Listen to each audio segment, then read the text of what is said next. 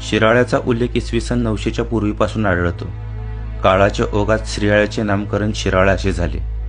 शिवकाळात शिराळ हे सुब्याचे मुख्य ठिकाण असल्याने आसपासच्या 32 गावांचा महसूल येथे जमा केला जात असे. यामुळे या गावाला 32 शिराळा असे नाव पडले. छत्रपती संभाजी महाराजांना संगमेश्वर येथे कैद करून औरंगजेबाकडे नेतेवेळी एक मुक्काम शिराळ्यात पडला होता. तेव्हा शिराळा भुईकोटाचे किल्लेदार तुळाजी देशमुख, सरदार आप्पासाहेब दीक्षित, ज्योताजी केसरकर यांनी 400 सैनिकांसह त्यांना सोडवण्याचा प्रयत्न केला. हा एकमेव प्रयत्न होता.